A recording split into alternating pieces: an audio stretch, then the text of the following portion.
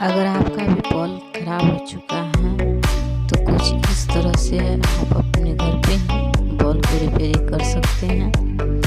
देखिए इस तरह से तार को छील करके इसे चेक कर सकते हैं। जहाँ लीकेज ये लीकेज है इसकी वजह से ये बॉल खराब है। इसको चक्कू की सहायता से इसको साइड कर दें कुछ इस तरह से।